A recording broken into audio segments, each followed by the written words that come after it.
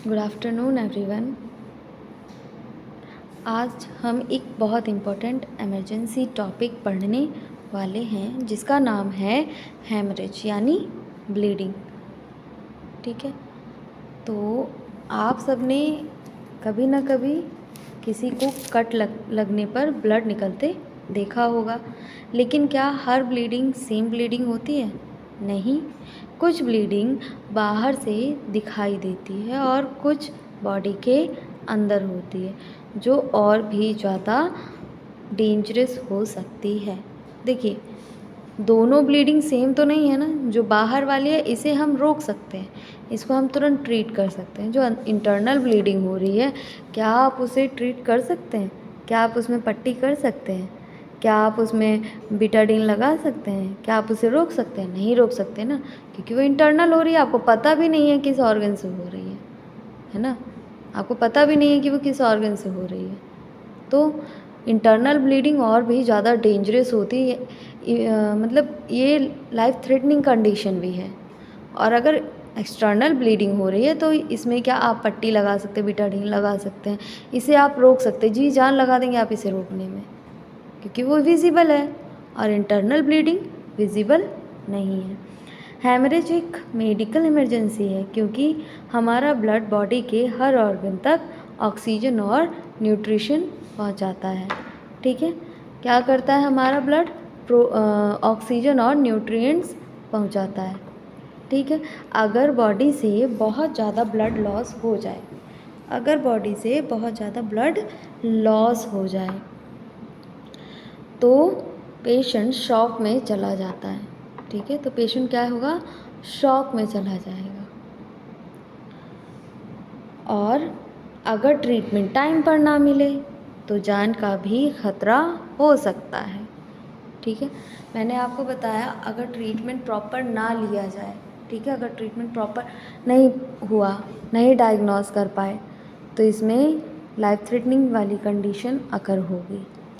ठीक है, इसमें जान का भी खतरा रहता है। ठीक,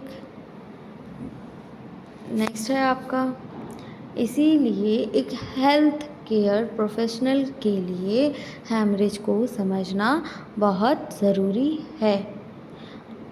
ठीक है, आप लोगों को ये समझना बहुत ज़रूरी है। ठीक है, हमने इंट्रोडक्शन देखा, अब हम देखेंगे डेफिनेशन। ठीक है, हमने इंट्रोडक्शन पढ़ लिया, अब बारी है डेफिनेशन की। तो डेफिनेशन में दिया हुआ है, haemorrhage is defined as the escape और extravasation of blood from the circulatory system due to rupture or injury of blood vessels resulting in collection of blood in tissues, cavities or outside the body। मतलब haemorrhage क्या है? Haemorrhage is the escape of blood from blood vessels into tissue, body cavities और outside the body।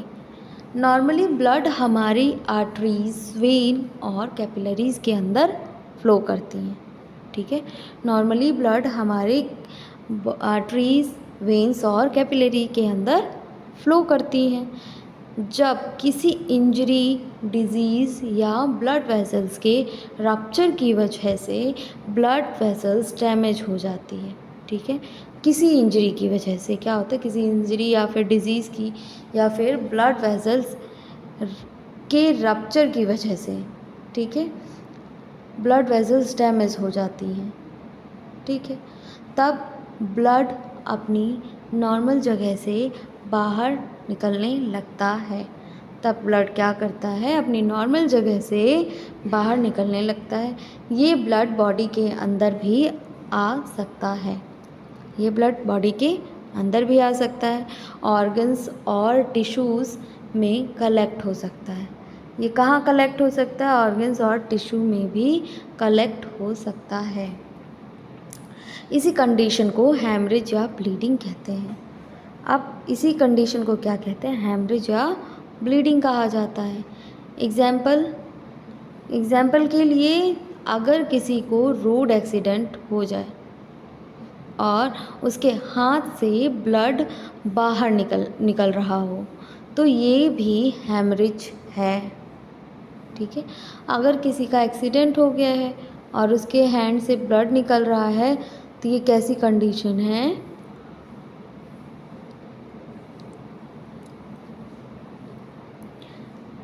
तो ये भी haemorrhage है, haemorrhage की condition है। और अगर किसी पेशेंट का ब्रेन या स्टमक के अंदर ब्लीडिंग हो रही हो, तो देखिए, अगर किसी पेशेंट के ब्रेन या फिर स्टमक के अंदर ब्लीडिंग हो रही हो, तो वो इंटरनल हेमरेज है। तो वो कैसा हेमरेज है? Internal haemorrhage. अब जैसे रोड एक्सीडेंट में किसी के हाथ पे लगी थी, तो हाथों से खून बह रहा था, ये कैसा हो गया? External haemorrhage. ठीक। और जो किसी के स्टमक और ब्रेन में ब्लीडिंग हो रही है, तो ये कैसा हो गया? Internal haemorrhage. दोनों कंडीशंस डेंजरस हो सकती हैं। ठीक है, दोनों ही कंडीशन कैसी हैं? डेंजरस हैं। अब आते हैं इसके कॉजेस पे।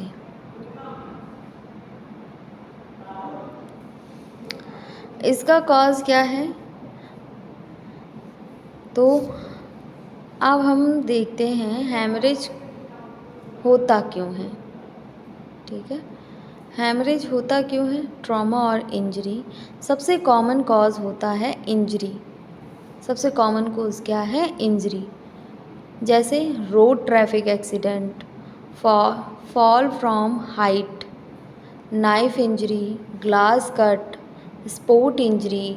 इन सब सिचुएशंस में ब्लड वेसल्स डैमेज हो जाती हैं। इन सब सिचुएशंस में क्या होता है? ब्लड वेसल्स डैमेज हो जाती हैं और ब्लीडिंग स्टार्ट हो जाती है। और ब्लीडिंग क्या होगी? स्टार्ट हो जाएगी।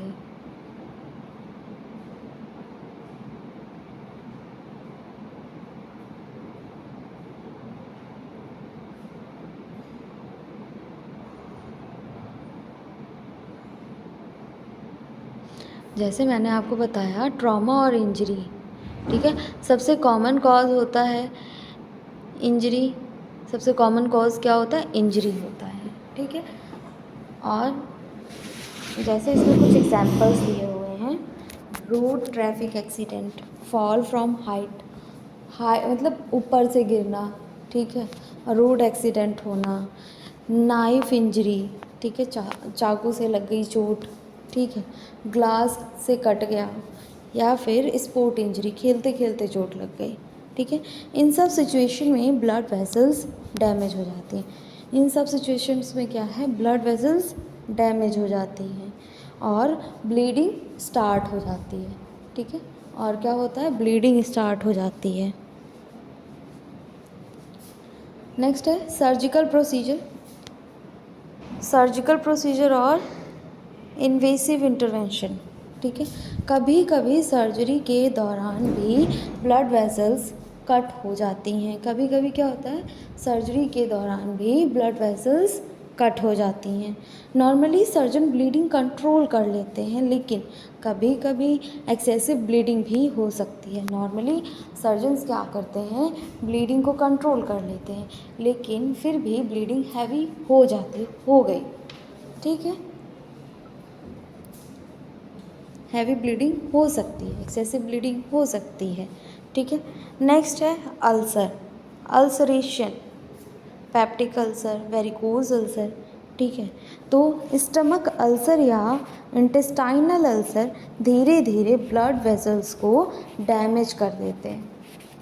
क्या कर देते हैं? डैमेज कर देते हैं। इंटेस्टाइनल अल्सर और स्टमक अल्सर, ये दोनों क्या करते हैं? ब्लड वेसल्स को डैमेज कर देते हैं। ठीक है, धीरे धीरे। नेक्स्ट है पेशेंट को ब्लड वोमिटिंग या ब्लैक स्टूल आ सकता है। ऐसे में क्या होता है कि पेशेंट को ब्लडी वोमिटिंग होनी स्टार्ट हो जाती है और ब्लैक स्टूल आता है। ठीक है, ऐसे में क्या होता है? ब्लडी वोमिटिंग और ब्लैक स्टूल आता है। ठीक, नेक्स्ट है आपका rupture of blood vessels. Rupture of blood vessels, कभी कभी ब्लड वेसल्स प्रेशर की वजह से क्या हो जाती हैं, फट जाती हैं।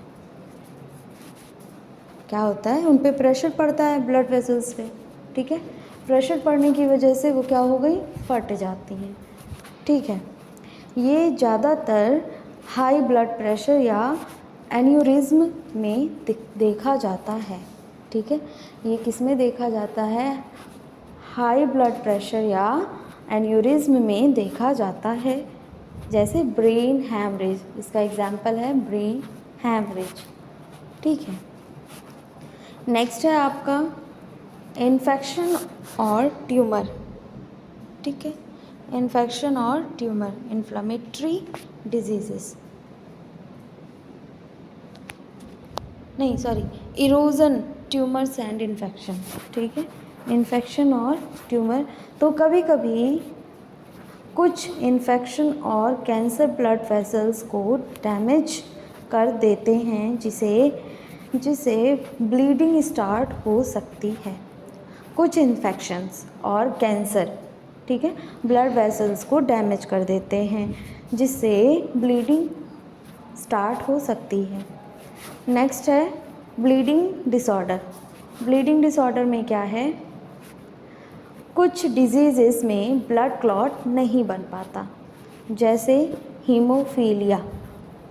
हीमोफीलिया डिजीज़ में ब्लड नहीं बन पाता। थ्रोम्बोसाइटोपेनिया, इसमें भी ब्लड नहीं बन पाता है, ठीक है। इन पेशेंट्स में छोटी सी इंजरी से भी ब्लीडिंग बहुत देर तक चलती है, ठीक है, जिसको हीमोफीलिया और थ्रोम्बोसाइटोपेनिया है। इन पेशेंट में क्या होता है कि ब्लीडिंग, छोटा भी कट लग गया तो उनको हैवी ब्लीडिंग स्टार्ट हो जाती है, ठीक है, बहुत देर तक इनकी ब्लीडिंग चलती है। नेक्स्ट है लीवर डिजीज़। लीवर डिजीज़ में क्या है, लीवर क्लॉटिंग फैक्टर बनाता है। लीवर क्या बनाता है, क्लॉटिंग फैक्टर बनाता है। अगर लीवर डिजीज़ हो जाए तो क्लॉटिंग कम हो जाती है, ठीक है, और ब्लीडिंग का रिस्क बढ़ जाता है। और क्या हो जाता है, ब्लीडिंग का रिस्क बढ़ जाता है, ठीक है। लीवर क्या बनाता है, क्लॉटिंग फैक्टर बनाता है, ठीक है। अगर लीवर डिजीज़ हुई तो क्लॉटिंग फैक्टर बनाने के एबल नहीं होगा, वो क्लॉटिंग फैक्टर नहीं बना पाएगा, और क्लॉटिंग फैक्टर नहीं बना पाएगा तो ब्लीडिंग का रिस्क बढ़ जाएगा, ठीक है। नेक्स्ट है ब्लड थिनर मेडिसिन्स, मीन्स जैसे कौन कौन सी ब्लड थिनर मेडिसिन्स होती, वारफेरिन, हिपेरिन और एस्पिरिन जैसी मेडिसिन्स ब्लड को थिन बना देती हैं। थिन मीन्स पतला कर देती हैं, ठीक है। इसीलिए इन मेडिसिन्स लेने वाले पेशेंट में ब्लीडिंग का चांस ज़्यादा होता है, ठीक है। इन मेडिसिन्स को लेने वाले पेशेंट जो होते हैं उनमें ब्लीडिंग का चांस ज़्यादा होता है। अब आते हैं हमारे नेक्स्ट टॉपिक पे, जो कि है टाइप ऑफ हैमरेज, ठीक है। अब हम पढ़ेंगे इसमें टाइप ऑफ हैमरेज, जो आप बहुत इम्पॉर्टेंट टॉपिक है, ठीक है। पहला क्या है, आर्टरी हैमरेज, ठीक है। पहला है आपका आर्टरी हैमरेज, ये सबसे डेंजरस टाइप है। आर्टरी हैमरेज क्या है, सबसे डेंजरस टाइप है, ठीक है। आर्टरीज ऑक्सीजन रिच ब्लड को हार्ट से बॉडी तक ले जाती हैं। आर्टरीज क्या करती हैं कि ऑक्सीजन रिच ब्लड को, किस ब्लड को, जिसमें ऑक्सीजन रहता है, उस ब्लड को क्या करती हैं, हार्ट से बॉडी में ले जाती हैं, ठीक है, हार्ट से बॉडी तक ले जाती हैं। इनमें प्रेशर बहुत हाई होता है। इनमें क्या होता है, आर्टरीज में प्रेशर बहुत हाई होता है। अगर आर्टरी कट हो जाए तो ब्लड ब्राइट रेड कलर का होता है, ठीक है। अगर आर्टरी कट हो जाए तो ब्लड कैसा होगा, ब्राइट रेड कलर का होता है, और फाउंटेन या जेट्स की तरह बाहर निकलता है, जैसा आपको इमेज में दिख रहा है, जैसे फाउंटेन की तरह बाहर निकल रहा है, जो आर्टरीज़ है वो कट हो चुकी है, आर्टरी कट हो गई है तो ब्लड कैसा निकल रहा है, फाउंटेन या फिर जेट्स की तरह बाहर निकल रहा है। ठीक है। नेक्स्ट, ब्लड बहुत फास्ट स्पीड से निकलता है, ब्लड बहुत ही फास्ट और स्पीड तरीके से निकलता है आर्टरी से। अगर ब्लीडिंग को जल्दी कंट्रोल ना किया जाए तो पेशेंट कुछ ही मिनट्स में शॉक में जा सकता है। अगर जो ब्लीडिंग हो रही है अब इतनी फास्ट हो रही है, अगर इस ब्लीडिंग को रोका नहीं गया तो पेशेंट शॉक में चला जाएगा। ठीक है। अब ऐसा किस कंडीशन में होता है, तो इसके कुछ एग्जांपल्स हैं, जैसे रोड ट्रैफिक एक्सीडेंट में आर्टरी कट होना। ठीक है, रोड ट्रैफिक में आर्टरी कट हो गई, ऐसी कंडीशन में हो सकता है। ठीक है।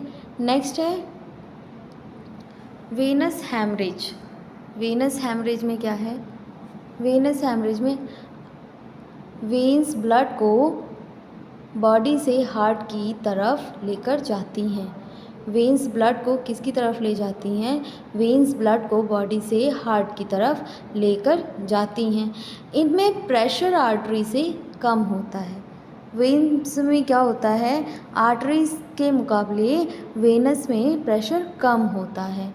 ठीक है, इसीलिए ब्लीडिंग कंटिन्यूसली फ़्लो करती है। इसीलिए क्या होता है, ब्लीडिंग कंटिन्यूसली फ़्लो करती है। ब्लड का कलर डार्क रेड होता है। ब्लड का कलर कैसा होता है, डार्क रेड होता है इसमें। ये आर्ट्रियल ब्लीडिंग जितनी फास्ट नहीं होती। ठीक है, ये आर्टरीज में जितना ब्लीडिंग फास्ट होता है उसकी जितना फास्ट नहीं होती। लेकिन अगर कोई बड़ी वेन डैमेज हो जाए तो पेशेंट काफ़ी ब्लड लॉस कर सकता है। ठीक है, अगर कोई बड़ी वेन डैमेज हो जाए तो पेशेंट काफ़ी ब्लड लॉस कर सकता है। जैसे example, deep cut on leg, deep cut on leg, capillary haemorrhage. Next है हमारा कैपिलरी हैमरेज। तो कैपिलरी हैमरेज में है, कैपिलरी बॉडी की सबसे छोटी ब्लड वेसल्स होती हैं। ठीक है, क्या होती हैं, सबसे छोटी ब्लड वेसल्स होती हैं। इस टाइप में ब्लड धीरे धीरे ऊज करता है। क्या करता है, धीरे धीरे ऊजिंग करता है। ठीक है, ये यूजुअली माइनर ब्लीडिंग होती है। ठीक है, इसमें कैसी ब्लीडिंग होती है, माइनर। ठीक है, माइनर ब्लीडिंग होती है। बॉडी खुद क्लॉट बनाकर इसे जल्दी रोक देती है। बॉडी खुद ही क्लॉट बनाकर इसे रोक देती है। जैसे पेपर कट, निडल प्रिक, ठीक है, और स्मॉल एब्रेशन, जैसे छोटा सा कट लगा हुआ हो या फिर नीडल चुभ गई हो। ठीक है, उस टाइप के। नेक्स्ट है, ये सबसे कॉमन टाइप की ब्लीडिंग होती है। इसमें ज़्यादा ब्लीडिंग नहीं होती, बहुत कम ब्लीडिंग होती है। ठीक, नेक्स्ट है आपका external haemorrhage. External haemorrhage, external haemorrhage में दिया हुआ है, इस टाइप में ब्लड बॉडी के अंदर क्लियरली दिखाई देता है। इस टाइप में क्या होता है, ब्लड बॉडी के बाहर क्लियरली दिखाई देता है। जैसे ओपन वुंड, नोज़ ब्लीडिंग और हैंड इंजरी। ठीक है, और क्या, हैंड इंजरी। इस ब्लीडिंग को आइडेंटिफाई करने का इस ब्लीडिंग को आइडेंटिफाई करना ईजी होता है और फर्स्ट एड भी जल्दी दी जा सकती है। ठीक है, मैंने आपको पहले ही बताया था, जो हमें विजिबल होगी, ठीक है, जो ब्लीडिंग हमें विजिबल होगी उसे हम जल्दी ट्रीट कर पाएंगे, और जो विजिबल नहीं होगी हम उसे ट्रीट नहीं कर पाएंगे। ठीक है, अब जैसे आ गया इंटरनल हैमरेज। इंटरनल हैमरेज ये सबसे डेंजरस टाइप है। ठीक है, ये सबसे डेंजरस टाइप में से एक है। इसमें ब्लड बॉडी के अंदर कलेक्ट होता है। इसमें ब्लड किसके अंदर कलेक्ट होता है, बॉडी के अंदर कलेक्ट होता है। बाहर से ब्लीडिंग दिखाई नहीं देती। बाहर से क्या होता है, ब्लीडिंग दिखाई नहीं देती। इसी वजह से पेशेंट को पता भी नहीं चलता कि उसकी बॉडी में कितना ब्लड लॉस हो चुका है। ठीक है, इसमें ब्लीडिंग दिखाई भी नहीं देती, तभी तो पेशेंट को पता भी नहीं चलता है कि उसका ब्लड कितना लॉस हो चुका है, जैसे ब्रेन हैमरेज, एब्डोमिनल ब्लीडिंग और liver injury, spleen rupture.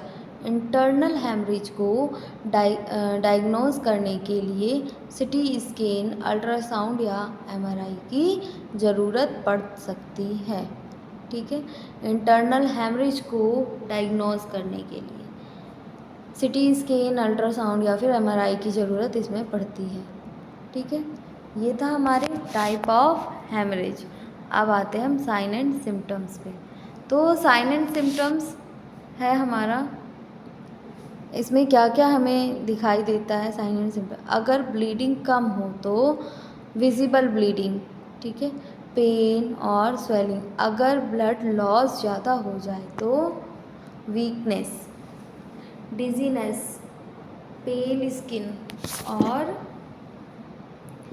Cold and clammy skin, rapid pulse, low blood pressure, fast breathing, restlessness, anxiety, excessive thrust और सीवियर कंडीशन में पेशेंट अनकॉन्शियस भी हो सकता है। ठीक है, नेक्स्ट है आपका रिस्क फैक्टर। अब रिस्क फैक्टर में क्या है?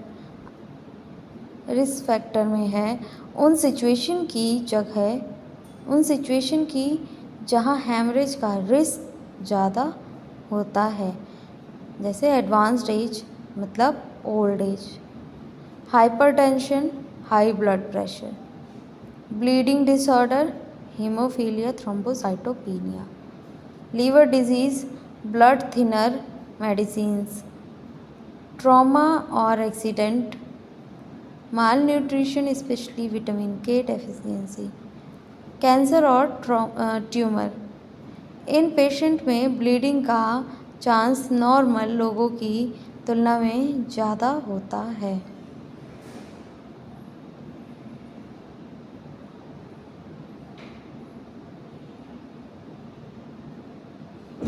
सो स्टूडेंट्स, आज हमने पढ़ा इसमें हैमरेज के बारे में।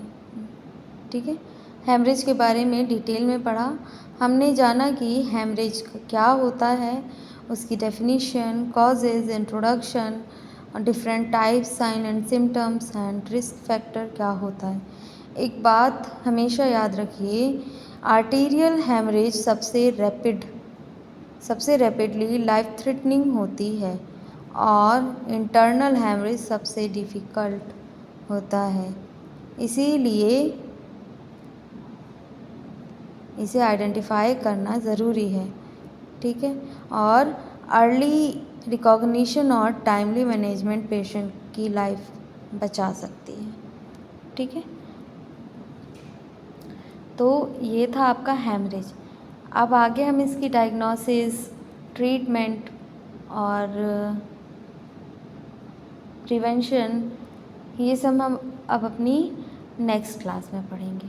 ठीक है, लेकिन जाने से पहले मेरे पास एक इम्पॉर्टेंट नोटिस है आप लोगों के लिए, सुन लीजिए फिर जाइए। तो इम्पॉर्टेंट नोटिस ये है कि अगर आपने BAMS, BUMS, BHMS जैसे कोर्सेज़ किए हैं, ठीक है, और आप लीगल वे में गवर्नमेंट एलोपैथिक कोर्स करना चाहते हैं, ठीक है, उस कोर्स का नाम है CCH। अगर आप ये करना चाहते हैं तो वीडियो पे दिए गए नंबर पे कॉल कर सकते हैं और ये कोर्स सिर्फ 25,000 का है। एक साल में सिर्फ आपके 25,000 जाएंगे।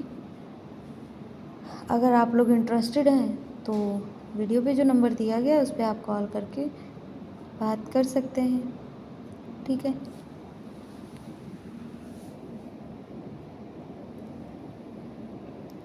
एक और कोर्स है जो पर्सन मेडिकल स्टोर चला रहा है, ठीक है, और उस मेडिकल स्टोर को वो फार्मा क्लिनिक में चेंज करना चाहते हैं, तो वो आपके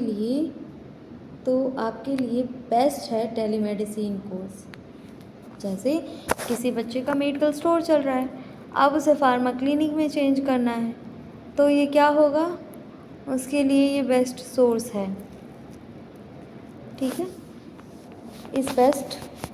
ये सबसे बढ़िया एक सोर्स है जिसे आप कर सकते हैं। ठीक है, टेलीमेडिसिन।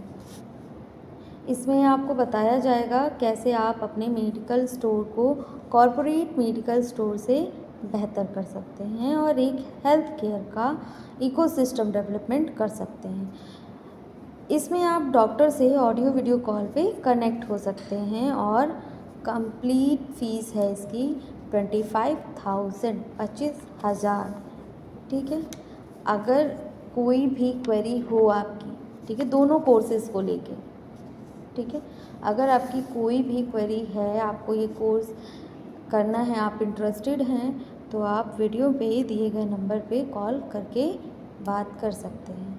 ठीक है, आप अपनी क्वेरीज कर सकते हैं कि कितने साल का कोर्स है। पहला तो मैंने आपको बता दिया 1 ईयर का कोर्स है CCH।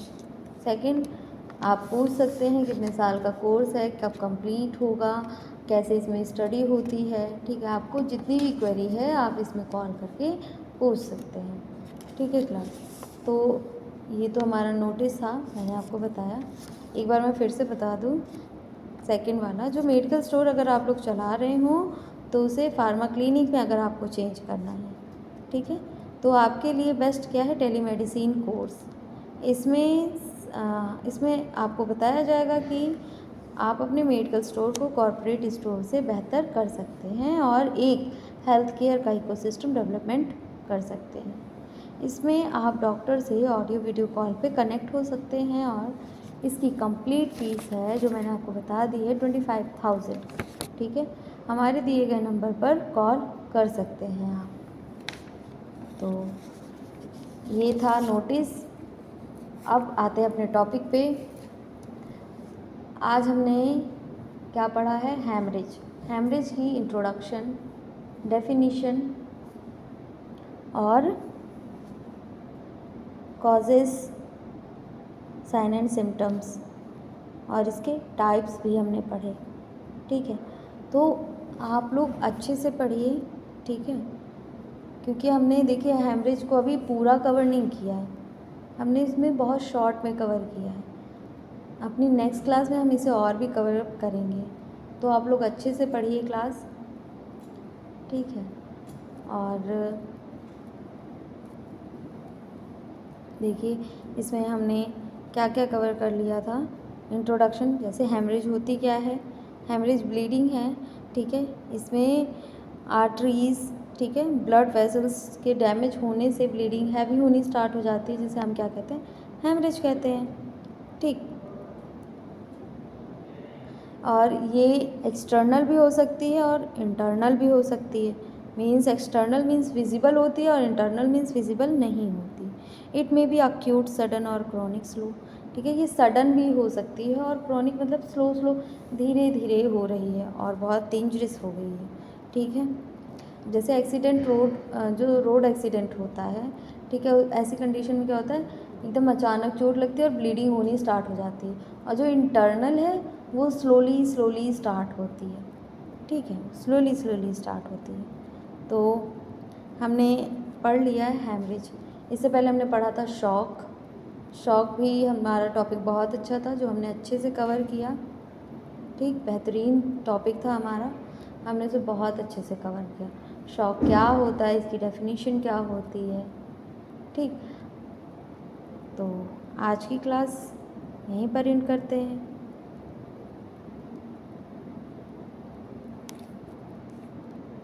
देखिए क्लास एंड करने से पहले आप लोग ये टाइप्स ऑफ हेमरेज एक बार पढ़ लीजिएगा, क्योंकि ये बहुत ज़रूरी है।